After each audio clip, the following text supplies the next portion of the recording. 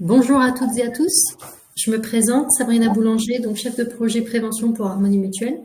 C'est avec grand plaisir qu'Harmonie Mutuelle vous accueille aujourd'hui à cette conférence d'1 heure sur le thème « Mon parcours de soins et l'éco-santé, de quoi parle-t-on ?» Cette conférence s'inscrit dans le cadre du programme national Demain s'invente aujourd'hui qui est proposé par Harmonie Mutuelle depuis de nombreuses années. Donc ce programme, il est destiné à tous nos adhérents âgés de 50 ans et plus, et il a pour objectif de vous accompagner à préparer, anticiper, organiser ou tout simplement profiter pleinement de cette nouvelle tranche de vie en autonomie et en bonne santé. Donc pour cette édition 2025, 17 webinaires sont programmés. Ils sont programmés et nous vous proposons donc différentes thématiques animées par des experts qui vous partageront conseils pratiques et points de repère pour passer d'une vie active à une retraite positive. N'hésitez pas à vous inscrire via le lien qui est joint dans la barre de conversation à droite ou directement sur le site Harmonie Prévention. Et une documentation en lien avec cette thématique est par ailleurs directement téléchargeable depuis la touche Apps en bas à droite de votre écran. Pour le bon déroulement de cette séance, vos micros et caméras sont coupés. Donc, si vous avez des commentaires à effectuer au cours de la conférence, je vous invite à les inscrire dans l'onglet Chat en bas de votre écran. Et si vous avez des questions à poser, je vous invite à les inscrire dans l'onglet Questions en bas à droite de votre écran et nous y répondrons. Olivier Milkamps, qui est directeur études et prospective assurance à Harmonie Mutuelle, va vous accompagner pendant ce webinaire. Bon webinaire à tous. Bonsoir à toutes et à tous. Ravi d'être à vos côtés ce soir pour ce webinaire. Donc effectivement, je suis directeur études et prospective assurance chez Harmonie Mutuelle. Ça veut dire que notre direction réalise des études avec deux dimensions, pardon. Une première dimension qui est ce qu'on peut appeler les tendances lourdes d'évolution du secteur de la santé. Par exemple, un sujet dont on va reparler ce soir, c'est celui des maladies chroniques. Et nous nous intéressons aussi à ce qu'on peut appeler des signaux faibles. Donc, ce sont des évolutions qui, normalement, d'ici quelques temps, deviendront des tendances lourdes. Et ces études sur ces deux dimensions nous permettent d'alimenter nos réflexions et nos propositions d'évolution de nos offres, de nos contrats, pour faire en sorte que les contrats d'Harmonie Mutuelle puissent être articulés le mieux possible avec vos besoins de santé et avec la réalité de vos expériences, de vos parcours de soins, quand malheureusement vous êtes confronté à la maladie. Ce soir, je vous propose une intervention en deux temps. Une première partie assez générale sur l'état du système de santé aujourd'hui, dans sa globalité. Et dans un deuxième temps, nous rentrerons un peu plus sur les intentions d'Harmonie Mutuelle pour contribuer à relever ces défis du système de santé, ce que nous appelons le mouvement éco-santé. Le contexte général de notre système de santé, alors je vais m'excuser en avance, je vais peut-être vous partager beaucoup de chiffres, et j'ai pourtant essayé d'être de vous en partager le moins possible pour pas vous embêter trop non plus avec des chiffres, mais c'est quand même important d'avoir quelques ordres de grandeur pour objectiver ce que je vais vous partager. Et j'espère que je vais pas être trop technique. J'ai un parcours qui fait que je connais bien le système de soins. J'ai beaucoup travaillé pour des hôpitaux, pour des syndicats de professions de santé, etc. Mais j'ai aussi pas mal travaillé dans l'assurance. J'ai aussi passé quelques années à l'étranger, donc une vision un peu large, on va dire, des systèmes de santé. Donc j'espère que je vais pas être trop technique et encore moins technocratique dans ce que je vais vous partager, mais vous avez le fil de questions si jamais ce n'est pas clair, et Sabrina n'hésite pas à m'interrompre si besoin. Notre système de santé aujourd'hui, quelque chose que vous avez déjà largement entendu, fait partie des meilleures systèmes de santé du monde.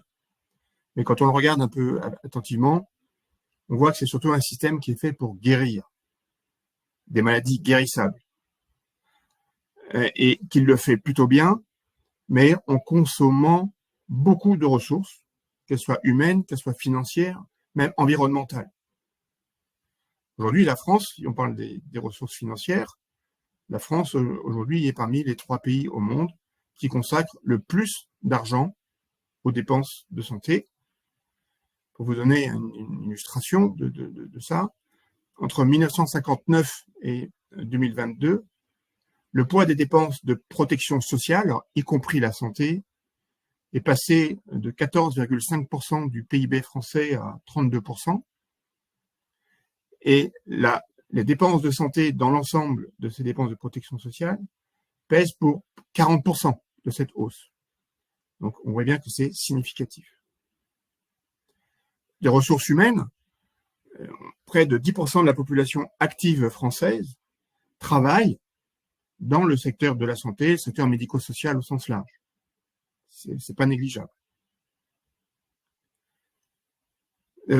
Environnemental, aujourd'hui, c'est une étude du Shift Project que vous connaissez certainement.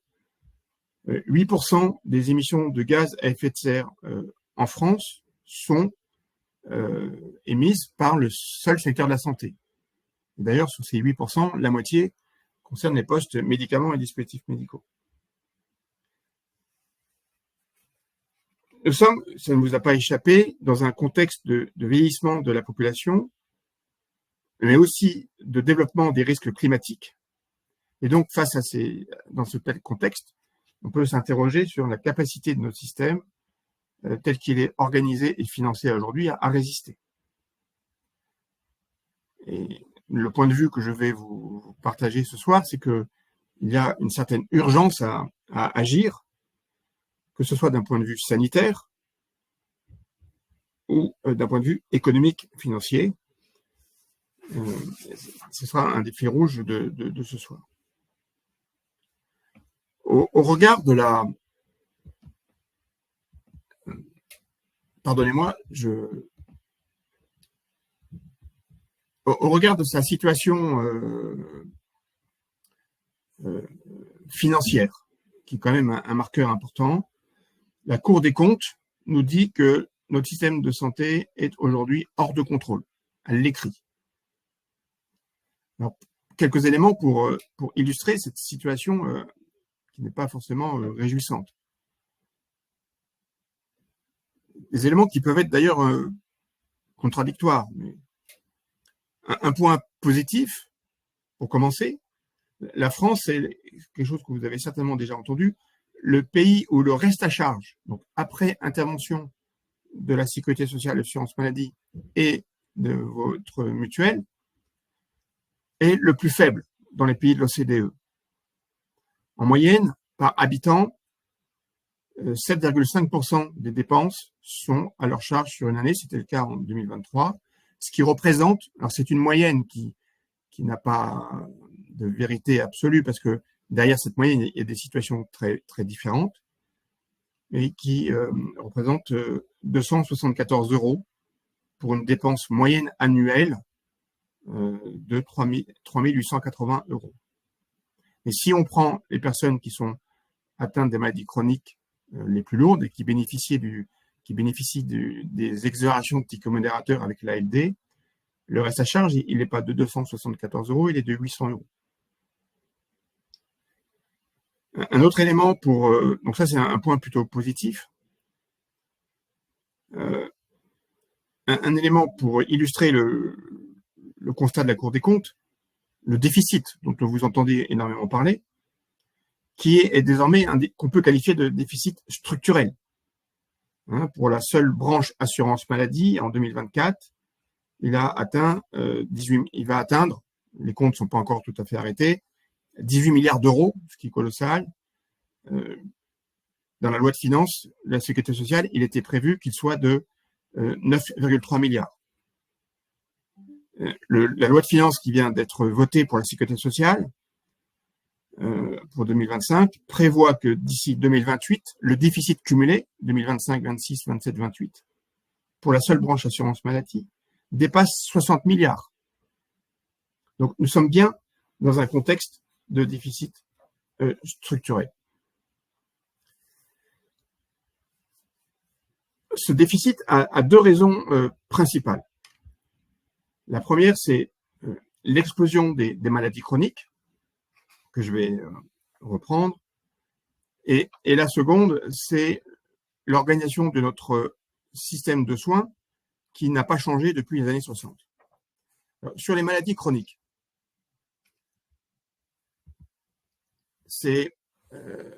nous sommes confrontés, alors c'est pas spécifique à la France, c'est général dans tous les pays, et pas que les pays occidentaux, les pays les plus riches, à l'explosion des maladies chroniques. En France, ce qui est un peu plus spécifique, c'est le dispositif des ALD, affections longue durée, qui concerne les gens qui ont les maladies chroniques les plus coûteuses, et qui donc, de ce fait, il y a une liste de 30 pathologies qui exonère du ticket modérateur sur les dépenses en lien direct avec ces maladies. Aujourd'hui, ce qu'il faut avoir en tête, c'est que 4/5 de la croissance annuelle des dépenses de santé en France est tirée, si je puis dire, par les ALD. Chaque année, vous avez un peu plus de 400 000 personnes qui sont de nouveaux bénéficiaires du dispositif ALD. 66% des dépenses de l'assurance maladie aujourd'hui sont fléchées vers les maladies chroniques et surtout les ALD. 66% aujourd'hui, en 2005, c'était 59%, donc c'est une augmentation qui est assez significative. Et ça concerne 37% de la population, les maladies chroniques, dont 20% est en ALD, soit plus de 12 millions de personnes. En 2007, on en avait moins de 8 millions. Vous voyez, entre 2007 et aujourd'hui, on a eu une augmentation de plus de 30% du nombre de personnes concernées par ces maladies chroniques et les ALD. Pour vous donner deux illustrations très concrètes, la prévalence de l'obésité en France, même si elle est loin des pays anglo-saxons par exemple, et des États-Unis pour pas les nommer, la prévalence, c'est-à-dire la prévalence, c'est le nombre de personnes qui sont concernées à un instant T par une maladie, une situation de santé.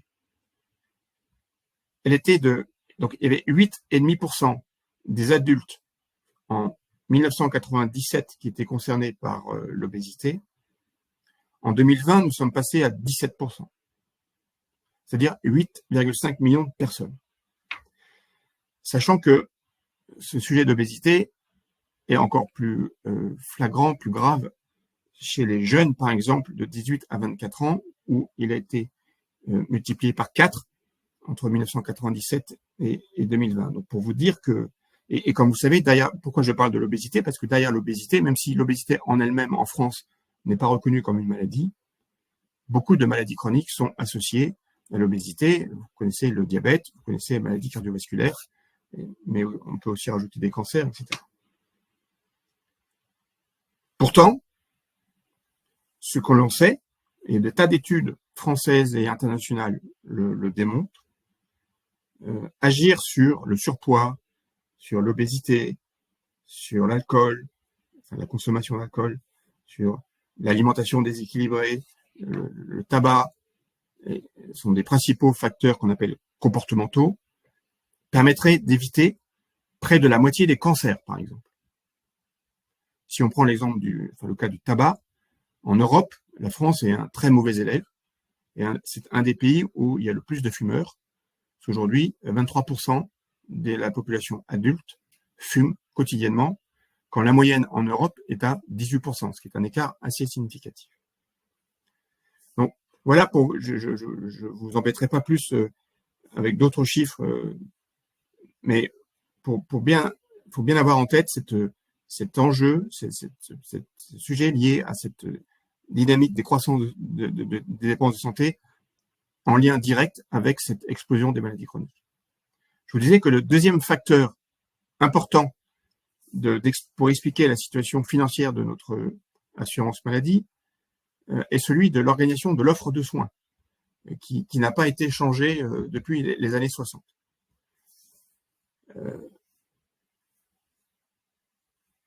en tout cas dans ses fondamentaux. Bien évidemment, il y a eu des tas d'évolutions, mais fondamentalement, par exemple, un des fondamentaux, c'est la place de l'hôpital.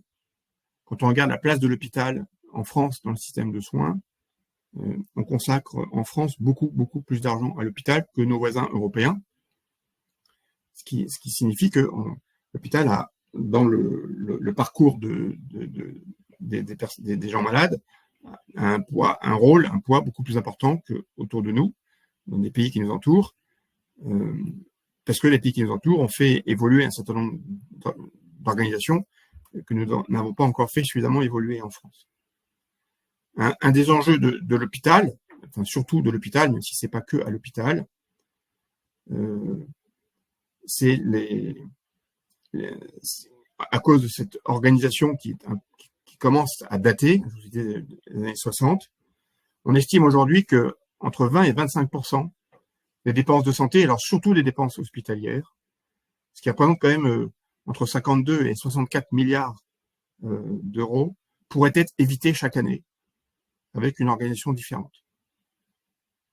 Donc, ce qui est quand même extrêmement important, quand on met au regard les chiffres que je vous partageais il y a un instant sur le déficit annuel de 18 milliards, ou même cumulé sur les années qui est jusqu'en 2028, de plus de 60 milliards pour la branche maladie.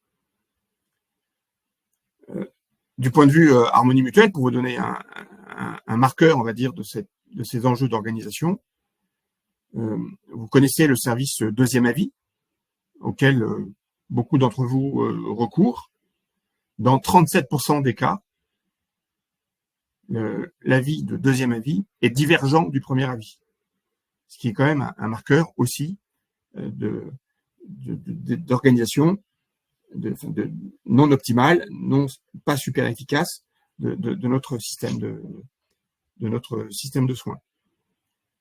Parce que derrière, ce que ça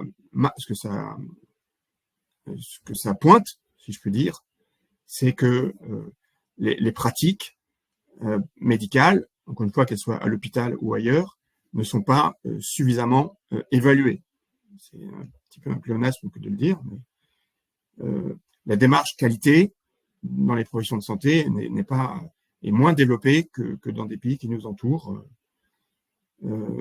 La délégation de tâches, dont on parle beaucoup en ce moment, depuis quelques années, entre médecins et infirmières, par exemple, mais on peut aussi raisonner entre hôpital et professionnels de santé en ville, est encore insuffisamment développé en France. Le recours à la télésanté, que ce soit la téléconsultation, que ce soit la télésurveillance, est en France également insuffisamment développé. Donc voilà quelques exemples d'organisation non optimale, on peut dire ça comme ça, de notre système qui coûte cher finalement aussi. Il faut donc faire évoluer ce système de santé. C'est une nécessité qui nous semble d'autant plus forte que si rien ne change, dans les années qui viennent, on va se retrouver face à une deuxième explosion de maladies chroniques. C'est ce qui est en train d'arriver. On le voit dans l'évolution des prestations de harmonie mutuelle. Si on regarde un peu largement au niveau européen, pour vous donner l'exemple d'une maladie chronique qui est celle des cancers, d'ici 2050, d'après l'Organisation mondiale de la santé, le nombre de nouveaux cas de cancer, alors en Europe, mais la France n'échappe pas à cette tendance en Europe, devrait augmenter d'ici 2050 de 77%. Et on s'attend même, d'ici 2030, plus précis, pour avoir une horizon plus palpable, plus compréhensible, plus perceptible, d'ici 2030, on s'attend à ce que le nombre de nouveaux cas de cancer chez les moins de 50 ans, en France, là, augmente de 30%. Donc, il y a un gros, on a quand même un gros enjeu devant nous.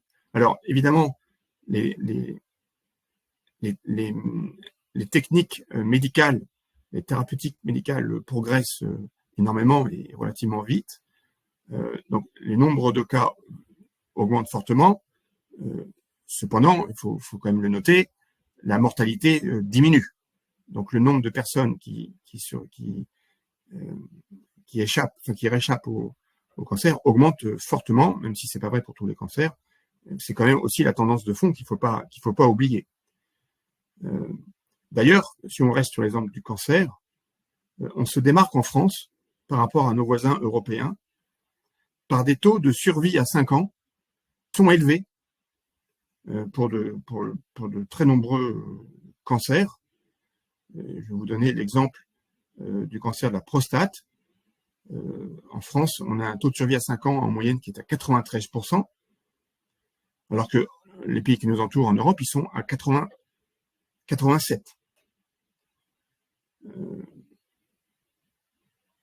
Par contre, là où nous nous démarquons aussi, c'est que nous recourons beaucoup moins au dépistage, qui permet de détecter très précocement. Et donc, comme vous n'êtes pas sans savoir, qu'un cancer, mais c'est vrai pour beaucoup de pathologies, plus elle est diagnostiquée tôt,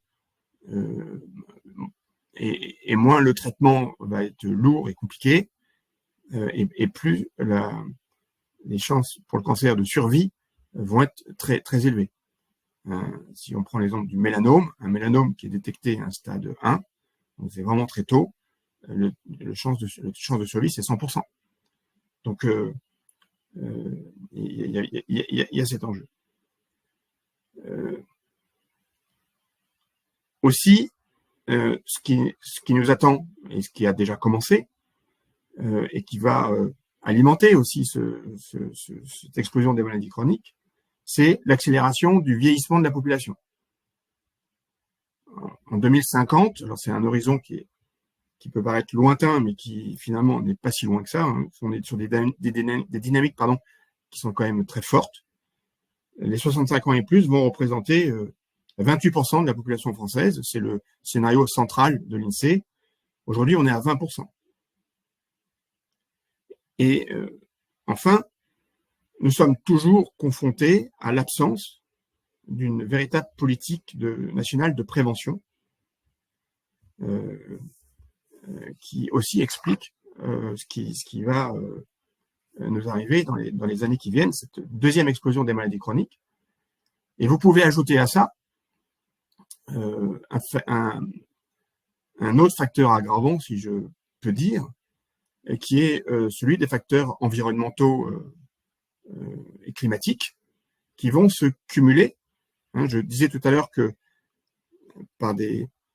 si les Français avaient d'autres comportements, plus d'activité physique, moins de tabac, moins d'alcool, etc., il y aurait beaucoup moins de ces maladies chroniques.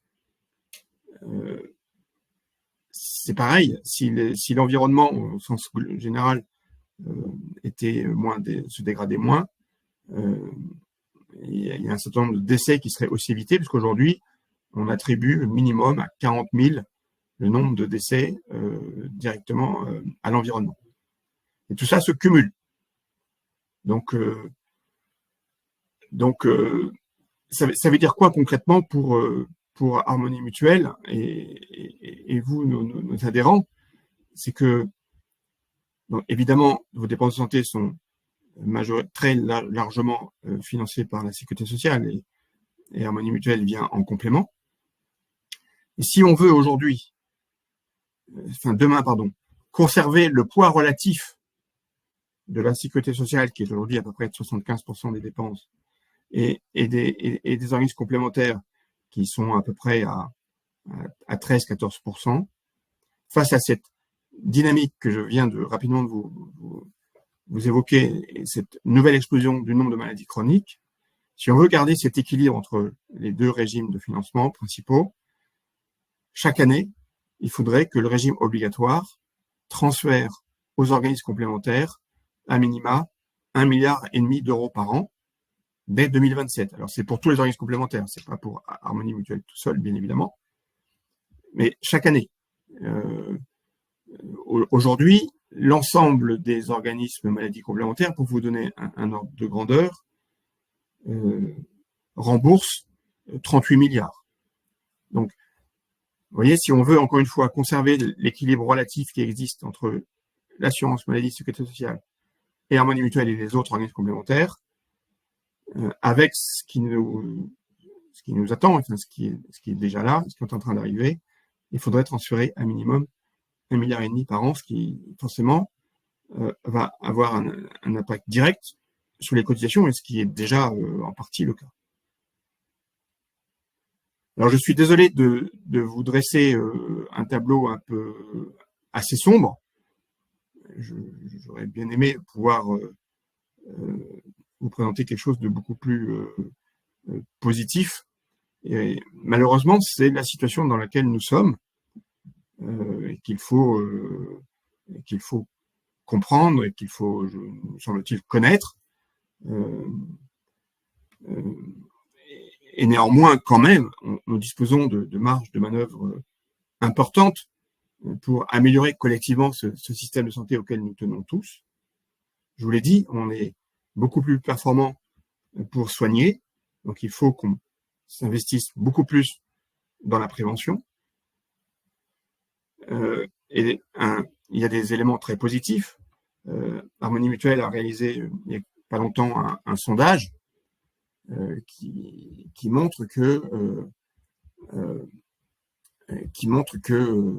qui dit que 7 Français sur 10, 69% d'entre eux, sont prêts à changer leur mode de vie pour préserver leur santé. Alors changer, modifier, adapter, c'est pas un changement forcément radical, pour préserver leur santé. Donc il y a quand même des éléments très très très très positifs. Et c'est pour ça que nous engageons dans ce contexte-là et face à ce risque important de transfert, encore une fois, entre l'assurance maladie et les organismes complémentaires, juste pour conserver un poids relatif. C'est même pas pour couvrir les déficits cumulés ou autres déficits attendus.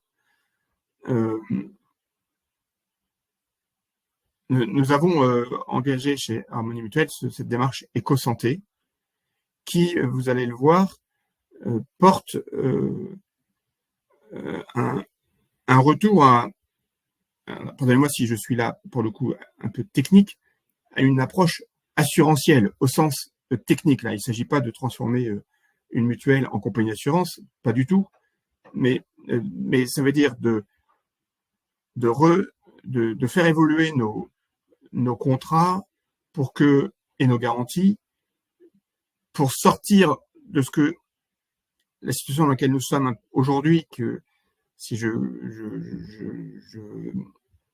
sans caricaturer, on pourrait qualifier quand même de crédit consommation, dans la mesure où la notion d'aléa pour beaucoup de postes de beaucoup de prestations que nous prenons en charge en partie, la notion d'aléa est quand même très très relative.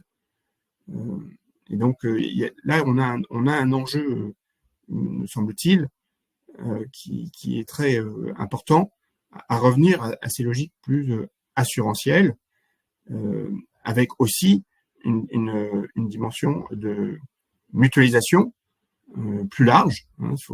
Ça fait partie, et bien évidemment, des fondamentaux de l'assurance. Et c'est ce que je vais essayer de vous partager maintenant sur l'éco-santé. Comment ça peut contribuer par rapport à ces perspectives pas très réjouissantes, malheureusement, que je viens de vous partager rapidement. Comment l'éco-santé peut contribuer à relever un certain nombre de ces défis. J'espère que je suis suffisamment clair. Alors aujourd'hui, éco-santé, c'est ce que je vais vous présenter, c'est les intentions qui sont derrière cette approche de Harmonie Mutuelle. Parce que dans le passé, Harmonie Mutuelle a déjà essayé, s'est déjà engagé, s'est déjà mobilisé pour contribuer à ce que les choses puissent évoluer. Mais on constate aujourd'hui qu'il nous faut changer d'échelle. Et c'est ça la genèse de ce mouvement éco-santé. Parce que comme disait le fameux Einstein, la définition de la folie, c'est de faire toujours la même chose et de s'attendre à un résultat différent. Donc non, nous ne sommes pas fous chez Harmonie Mutuelle. Et donc c'est bien pour ça que on ne veut pas refaire dans 10 ans le constat qu'on fait depuis 10 ans, c'est-à-dire de devoir augmenter et chaque année nos cotisations pour pouvoir supporter la hausse des prestations auxquelles nous devons nous faire face en raison de la dynamique que je vous ai partagée rapidement, mais et j'espère suffisamment clairement. Donc aujourd'hui, l'éco-santé, c'est un état d'esprit qui est très important dans nos décisions stratégiques et dans nos actions au quotidien. Et l'ambition, c'est que demain, l'éco-santé soit visible dans nos offres et aussi dans notre fonctionnement interne chez Harmonie Mutuelle. Donc, ce sur quoi nous travaillons bien évidemment très, très, très, très largement. Alors, comment? Nous avons plusieurs convictions. La première, c'est que nous ne serons, et collectivement, Harmonie Mutuelle, c'est un collectif, nous ne serons efficaces qu'en agissant au plus près des besoins, vos besoins, et en vous aidant à lever un certain nombre de freins, et en vous montrant que chaque geste compte. Première conviction. La deuxième conviction, c'est que chacun d'entre nous, dans le collectif Harmonie Mutuelle, est prêt à agir. Dès lors qu'on lui en offre la possibilité. Quand on veut, on peut.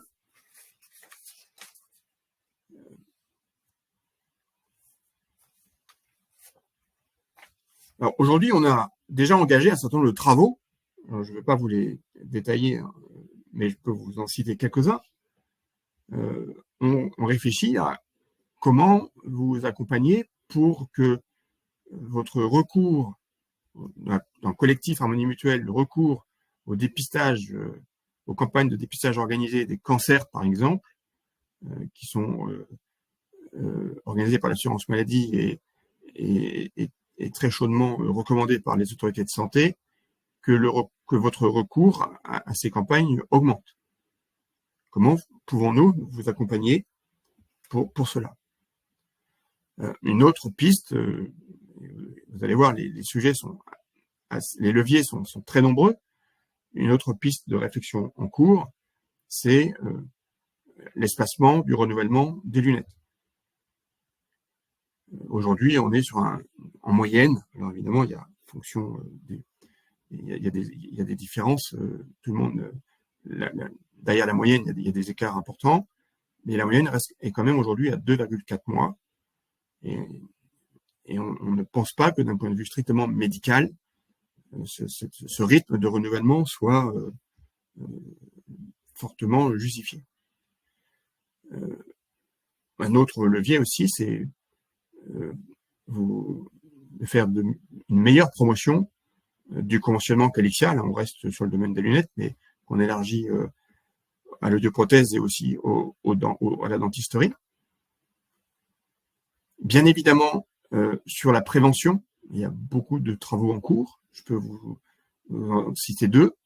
Nous sommes en train de travailler chez Harmonie Mutuelle à comment intégrer dans nos garanties ce qu'on appelle désormais, les interventions non médicamenteuses qui font l'objet d'une démarche extrêmement intéressante initiée par la France et qui est en train de s'étendre à l'Europe. Donc, une intervention non médicamenteuse, son nom, comme son nom l'indique, c'est une action par des professionnels de santé pour améliorer un état de santé, mais qui ne passe pas par le recours à un médicament. Par exemple, quelque chose auquel vous recourez assez largement, qui est l'ostéopathie. Et l'intervention non médicamenteuse a cette caractéristique, c'est que pour que l'action puisse être qualifiée d'intervention non médicamenteuse, il faut qu'elle fasse l'objet d'un protocole, ce qui veut dire qu'elle a été évaluée, ce qui veut dire que la même action dans le même contexte, reproduite par X professionnels de santé différents, mais dans le même contexte, devraient avoir les mêmes bénéfices. Hein, donc, derrière, vous comprenez qu'il y a une démarche scientifique qui est solide. Donc, nous sommes en train de travailler sur ce sujet. Un autre travail que nous sommes en train de mener, c'est la réflexion vise à inclure dans nos contrats l'accès à des programmes de dépistage de maladies chroniques. Aujourd'hui, en France, 20% de la population, donc on pense que au sein de nos adhérents, on doit retrouver à peu près les mêmes ordres de grandeur, est à risque de maladies cardiovasculaires. Donc, qu'est-ce qu'on pourrait faire pour vous accompagner à évaluer votre risque face à par exemple, la maladie cardiovasculaire. Et l'objectif n'est pas seulement de vous aider à connaître, à quantifier ce risque, c'est aussi, si le risque est élevé, de vous accompagner pour que les maladies cardiovasculaires, si on reste sur cet exemple, ne se déclarent pas. Alors pourquoi est-ce que j'insiste un peu sur cet exemple, parce que c'est vraiment, aujourd'hui, quand on regarde dans quel contexte les personnes en ALD sont diagnostiquées, on se rend compte aujourd'hui en France que 30% des diagnostics d'ALD, d'affection longue durée, se passent à l'hôpital. Ça veut dire que le diagnostic est posé une fois que les personnes sont sont plutôt à un stade relativement avancé de la maladie. Donc, il y a un double enjeu pour nous, là, pour le collectif Harmonie Mutuelle derrière ça, en mettant à votre disposition, et on espère bien y arriver, ce type de programme, c'est que la maladie ne survienne pas, bien évidemment. Il sera forcément, ça va être assez compliqué, il faut être tout à fait transparent à évaluer, parce qu'on est sur du temps qui n'est pas très court, mais vous comprenez bien que le fait que 30% aujourd'hui soient diagnostiqués alors que les personnes sont hospitalisées parce que à cause de la maladie, ils sont dans une situation un peu grave, c'est aussi encore plus coûteux. Donc, cet enjeu est vraiment majeur. Donc, vous comprenez, l'éco-santé, c'est à la fois une conviction et c'est aussi un mouvement. Notre conviction, c'est que la santé, c'est un bien commun. On doit tous en prendre soin, que ce soit individuellement, mais aussi collectivement.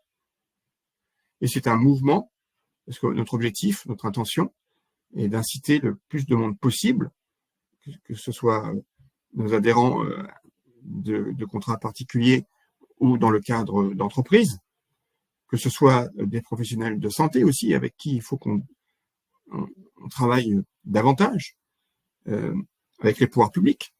Très récemment, au début de la semaine, le directeur général de l'assurance maladie était interrogé au Sénat et a fait des déclarations très, très, très, très fortes et un peu en rupture d'ailleurs par rapport à ce qu'on entendait jusqu'à présent.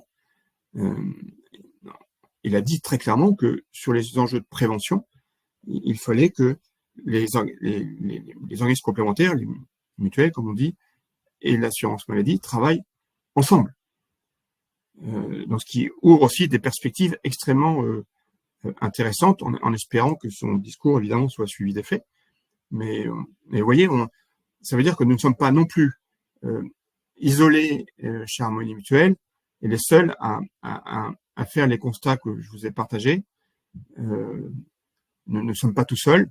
Et donc, mais heureusement, et d'où cette ambition de s'inscrire dans ce mouvement. Aujourd'hui, nous sommes au début de l'histoire. Hein. Quand on parle de éco-santé, j'aurais peut-être dû commencer par ça. Éco, il faut l'entendre sous deux angles.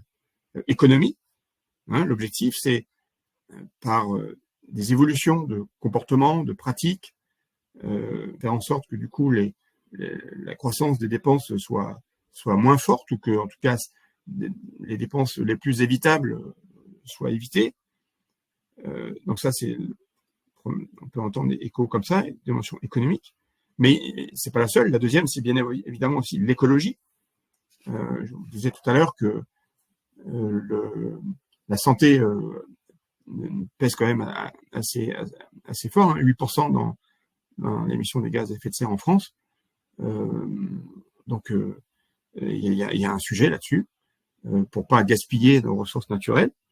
Puis il y a un troisième sens de éco, c'est aussi la notion d'écosystème, hein, le besoin de mobiliser tout un ensemble d'acteurs autour de ces sujets et de ces enjeux. Donc, nous sommes poussés bien évidemment par deux choses principales. Hein. En tant que aujourd'hui premier acteur de la complémentaire santé en France et en tant qu'entreprise à mission, nous considérons aussi que c'est de notre responsabilité d'agir et de créer ce mouvement pour mettre en place un environnement qui puisse porter des réponses collectives. Et on pense aussi avoir une certaine légitimité et une certaine capacité à entraîner. Hein. Peut-être que certains d'entre vous ont participé dimanche dernier au semi-marathon de Paris. Et ce qu'il faut savoir, c'est que sur l'activité physique au sens large, aujourd'hui, de par l'ensemble des initiatives de Harmonie Mutuelle, nous contribuons à faire bouger chaque année 500 000 Français. Hein, et nous sommes aujourd'hui, si on met les équipementiers de côté, bien évidemment, l'acteur qui est le plus engagé sur ce sujet pour faire bouger les Français davantage.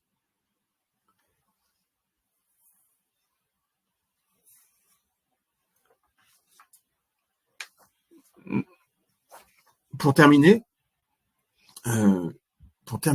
et ensuite j'essaierai de répondre à vos questions.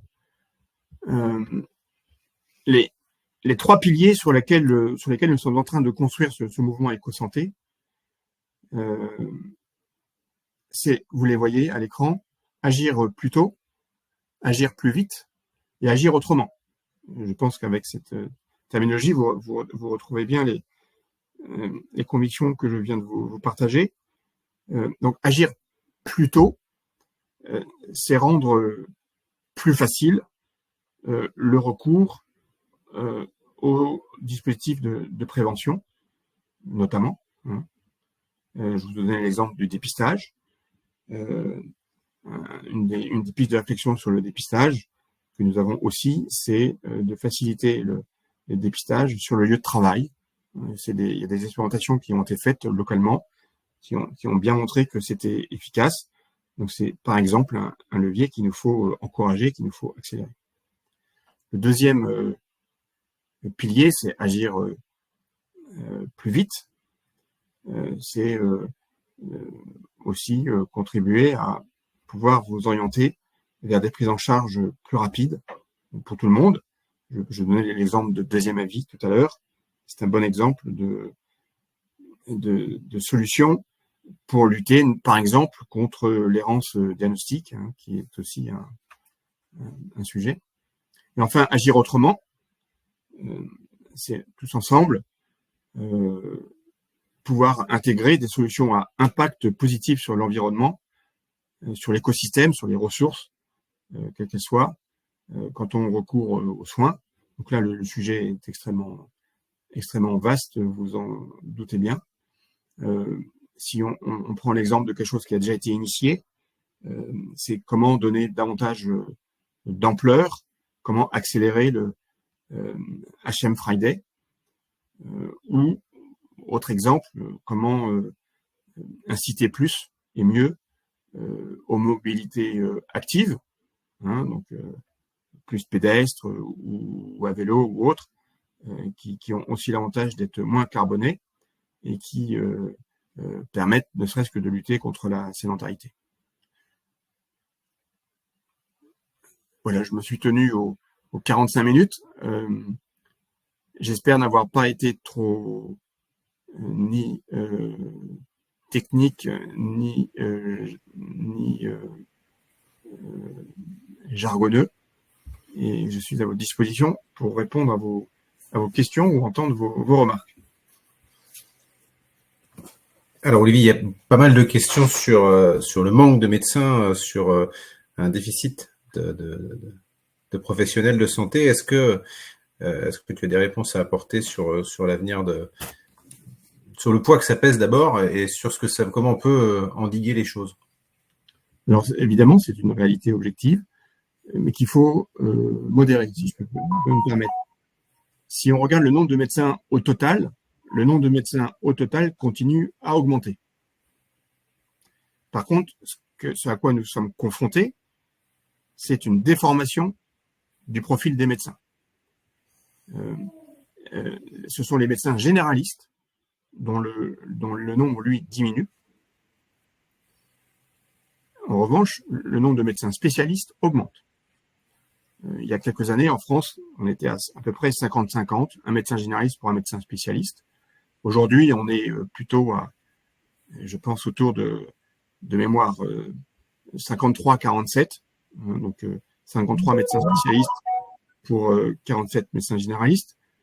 Et cette tendance va se poursuivre, même si on pense que d'ici quelques années, par des mesures qui ont été prises, mais le nombre de médecins généralistes pourrait de nouveau augmenter. Et il y a un deuxième facteur qui vient augmenter, entre guillemets,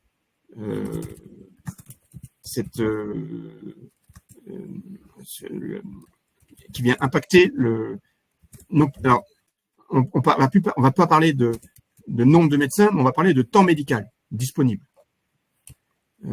Les médecins aspirent aujourd'hui, les jeunes médecins qui s'installent, ne travaillent plus du tout comme leurs confrères il y a quelques années. Aujourd'hui, quand un médecin, c'est surtout vrai pour un médecin généraliste, part à la retraite, il en faut à peu près 2 pour le remplacer. Parce que les médecins aussi aspirent à 35 heures, à une vie de famille. Donc ça, c'est... Donc, derrière la notion il faut relativiser quand on dit de diminution du nombre de médecins, hein, c'est médecins généralistes. Au global, le nombre de médecins continue d'augmenter. Après, les moyens d'agir, alors je ne vais pas revenir sur les mesures qui ont été prises pour, par exemple, augmenter le nombre d'étudiants en fac de médecine, mais qui sont quand même tentés par choisir plus des spécialités de spécialité plutôt que la médecine générale. Donc ça, il y a un petit sujet d'attraction. Mais derrière, il y a aussi un autre sujet, j'en ai parlé tout à l'heure, sur l'organisation du système de santé, et avec cette prégnance des maladies chroniques, on ne peut plus aujourd'hui prendre en charge les personnes malades comme on le faisait il y a 30 ans. Une personne qui est atteinte d'une maladie chronique, elle ne va pas voir qu'un médecin ou son médecin traitant. Elle va avoir besoin de solliciter différents professionnels de santé. Donc ça nécessite de travailler en équipe, ce qui est assez nouveau pour la médecine de ville. Et donc ce sont des modes d'organisation qui sont évidemment qui sont en train de se mettre en place. Vous avez peut-être entendu parler des maisons de santé pluridisciplinaires ou les centres de santé qui sont plus anciens et qui commencent aussi à rentrer dans ces modèles. Donc je pense qu'on peut être quand même relativement positif là-dessus. Alors évidemment, à court terme, dans l'immédiat, ça se fait sentir parce que tous ces changements sont longs à opérer, mais je pense que les perspectives sont quand même sont quand même plutôt positives. Y compris dans les campagnes, parce qu'on note aussi dans les questions une disparité ville-campagne. Oui, tout à fait. Alors, il y a plein d'exemples. Alors, évidemment, toutes les campagnes ne sont pas l'objet d'innovation, d'expérimentation, mais il y a plein de choses qui se passent dans plein d'endroits. Par exemple, vous avez un département qui a investi pas mal dans un réseau de centres de santé qui sont, on va dire, publics pour faire court. Donc, vous avez beaucoup d'initiatives qui existent, mais encore une fois, il faut oublier. Ça, c'est pas facile c'est pas facile à admettre. Mais c'est vrai pour tout le monde. Hein, c'est vrai aussi bien pour les professionnels que pour les patients. Il ne faut pas penser que demain on pourra recourir aux médecins comme on pouvait le faire il y a 10 ou 20 ans. Il y a une loi qui est en train qui vient d'être adoptée à l'Assemblée nationale et qui maintenant arrive au Sénat pour faciliter l'accès direct à l'infirmière et pour permettre aux infirmières d'avoir un minimum d'autonomie sur un certain nombre de situations. Donc, vous voyez, et il ne faut pas considérer que l'infirmière, dans ce cadre-là, sera un sous-médecin. C'est pas vrai. Donc, voilà. Donc, c'est des choses qui sont, et c'est vrai pour tout le monde, encore une fois, les changements se font, forcément, ça prend du temps. La seule chose qu'on pourrait peut-être regretter, c'est que ça n'aille pas plus vite. Mais c'est quand même des changements qui sont lourds, qui sont compliqués. Donc forcément, ça prend du temps. Et puis vous avez, je l'ai évoqué rapidement tout à l'heure. Alors c'est pas des solutions qui sont comment dirais-je, c'est pas la solution dans toutes les situations. Mais en France, on recourt quand même moins que d'autres pays à la médecine à distance, à la téléconsultation, à la télésurveillance. La télésurveillance, là, c'est quand vous sortez ça vous permet de rester moins longtemps à l'hôpital, voire de ne pas être hospitalisé, parce que vous restez chez vous et vous bénéficiez de dispositifs médicaux digitalisés, d'infirmières formées, spécialisées pour suivre votre état de santé, qui vous permettent d'être à l'hôpital. Vous voyez. Donc il y a quand même beaucoup de choses qui sont de nouvelles formes d'organisation, de prise en charge qui émergent, qui se développent, et évidemment, y compris dans les campagnes, même si faut pas je ne veux pas nier non plus que dans certaines campagnes, la situation peut être plus compliquée que dans d'autres, bien évidemment. Mais le fond est quand même celui-là. Et pour clore la question des médecins, et après j'aurai une autre question, mais donc c'est une note positive qui concerne aussi, d'après toi, des professions comme on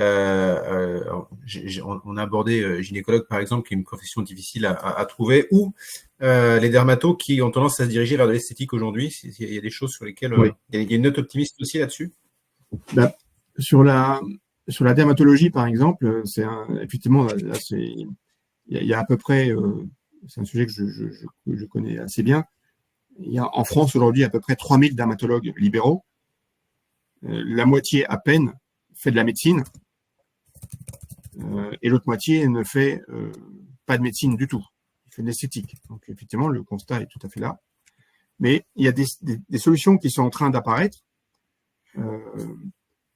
Du coup, quand on a une ressource comme ça, le dermatologue qui est rare, l'enjeu, c'est et même si le nombre de dermatologues peut augmenter dans les années qui viennent parce que les médecins spécialistes augmentent, la ressource va rester rare.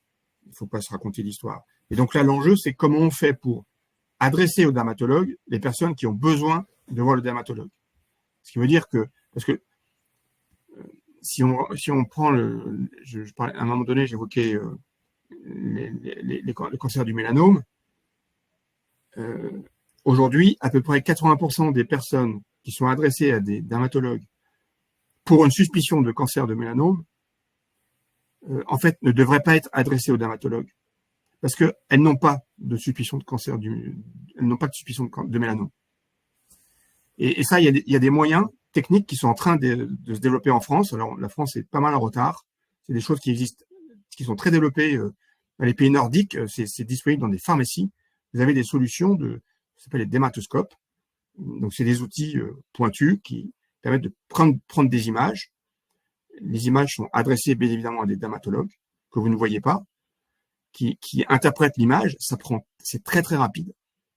Et évidemment, si l'image dit qu'il y a une suspicion ou si elle dit il y a quelque chose, évidemment, il faut aller voir le dermatologue. Mais vous voyez, ces solutions-là sont en train d'apparaître en France. Alors, combien de temps ça je ne peux malheureusement pas vous dire dans combien de temps elles seront généralisées. En tout cas, elles sont en train d'émerger. Il y a des chaînes de pharmacie qui se mobilisent là-dessus. Donc, encore une fois, c'est ça le modèle. C'est le modèle de demain, quoi. Vous ne verrez pas le médecin systématiquement.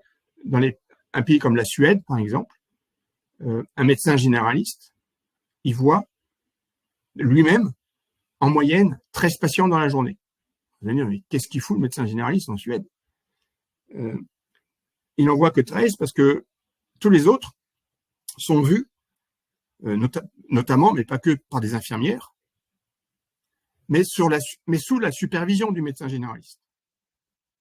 Bien évidemment, le médecin généraliste a décidé, avant que le patient X, il n'avait pas besoin de le voir, que l'infirmière était tout à fait compétente pour le recevoir.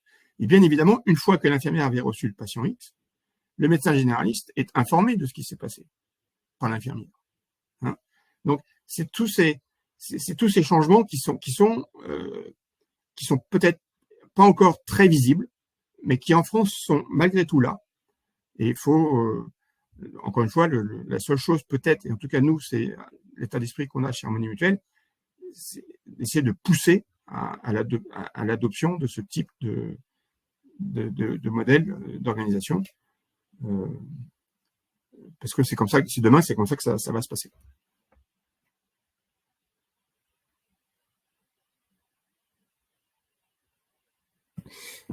Une question qui va plutôt nous faire plaisir à nous, mais on nous interroge sur est-ce qu'une des solutions serait pas la médecine préventive? Alors forcément, nous on a la direction de la prévention, ça nous parle. Est-ce que tu peux développer? Mais si, bien sûr. C'est un des gros enjeux, qui est devant nous, et devant Harmonie Mutuelle, mais devant tout le système. C'est ce que j'ai essayé de vous dire tout au long de cet échange. On a un système qui soigne très bien. Je vous ai donné l'exemple sur le taux de survie d'un cancer de la prostate, qui est très supérieur en France à la moyenne de l'Europe. Par contre, les détections précoces, on a pour les cancers organisés, donc le sein, le colorectal et HPV, on a des taux de participation qui sont beaucoup, beaucoup trop faibles. C'est un exemple que je vous donne. La prévention ne se résume pas qu'à ça. Mais c'est un exemple assez caricatural, si je peux me permettre. On a vraiment des taux. Le cancer du sein en France, le taux de recours au dépistage organisé du cancer du sein en France, ça fait des années qu'il stagne à 45%. Je parlais de la Suède. En Suède, il est à 75%. Pourquoi est-ce qu'en France, on ne peut pas faire la même chose? Donc, la remarque est tout à fait pertinente et c'est vraiment un des enjeux et qui est un des enjeux qui est, comment dirais-je, largement porté par le mouvement éco-santé. Ouais. Même s'il ne faut pas réduire éco-santé à la prévention. Attention. Partagé. Le rôle de l'IA, d'après toi, Olivier, dans les années à venir, est-ce qu'il va considérablement améliorer? Est-ce qu'il va remplacer les médecins? C'est quoi l'avenir? L'IA ne va jamais remplacer les médecins. Mais l'IA est déjà là, hein. On ne le voit pas forcément, mais de plus en plus de médecins, alors surtout hospitaliers, je pense que dans la médecine de ville, c'est pas encore, c'est beaucoup moins développé, parce que l'IA est souvent associée à des solutions techniques lourdes, hein. Par exemple, alors bon, l'IRM n'est pas qu'à l'hôpital, on trouve des IRM en ville, mais dans les blocs opératoires, etc.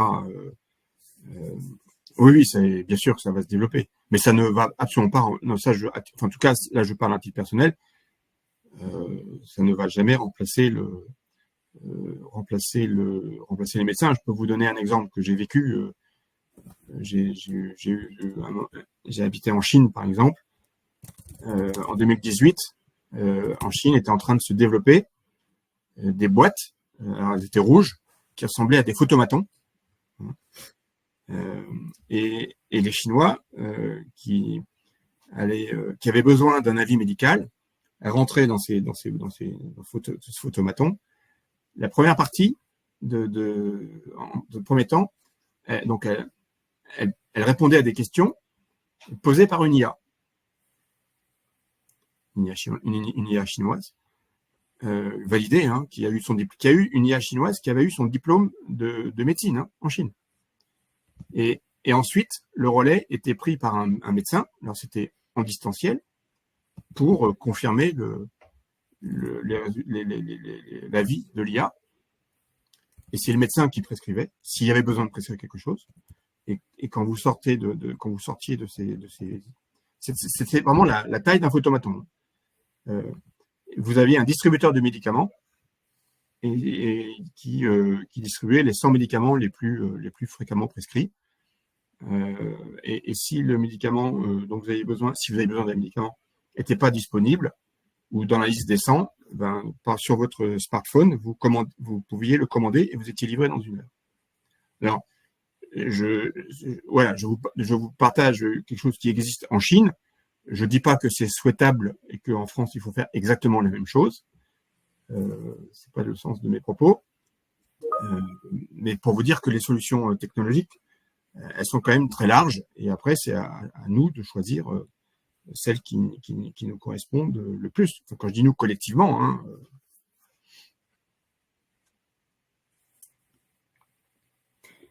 Merci Olivier. Alors avant de laisser la parole à Sabrina pour faire la conclusion, ce qu'on peut dire finalement, c'est que le constat aujourd'hui est un petit peu alarmiste, mais globalement, les choses, enfin, on est conscient des problématiques et qu'il y a des choses un peu optimistes, il y a des choses qui vont se mettre en place ça et là. C'est un peu ça que je retiens ou... Tout à fait. Il faut, évidemment, encore une fois, je suis désolé d'avoir dressé un constat un peu dur, mais malheureusement, encore une fois, c'est la réalité. Ne serait-ce que le déficit de l'assurance maladie, on l'a pas inventé. C'est une réalité. J'ai essayé de vous expliquer pourquoi il y avait ce déficit. Alors, j'ai axé le propos sur le volet de dépenses. Je n'ai pas abordé le volet des cotisations, hein, qui est aussi un autre volet, le volet ressources. Hein, il y a aussi beaucoup de choses à dire sur ce volet-là. Mais je pense que c'est important de comprendre ces dynamiques qui sont à l'œuvre pour aussi se mobiliser. Il faut pas baisser les bras, bien évidemment. Il n'y a aucune raison. Et avec le mouvement éco-santé initié par Harmonie, qui va pas répondre à tout, hein, il faut pas se raconter d'histoire, bien évidemment. En tout cas, c'est une réponse qu'on propose. C'est une dynamique, c'est un état d'esprit, c'est une intention forte, en tout cas, pour accompagner aussi tout un tas de changements de comportement. Hein, tout un tas de changements de comportement. Et quand je disais que le médecin demain, ça n'a pas marché comme il y a 10 ans. Hein, ça aussi, il faut accompagner ça.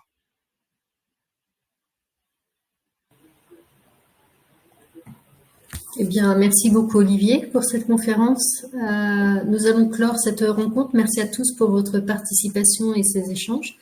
Merci également de noter ce webinaire via le questionnaire de satisfaction qui va s'afficher. Il nous permettra d'adapter au mieux nos rencontres à vos besoins. Le lien d'inscription pour les prochaines conférences est disponible dans le fil de discussion et quant au replay de ce webinaire, il vous sera adressé par mail dès la fin de cette rencontre. Bonne soirée à toutes et à tous et à bientôt.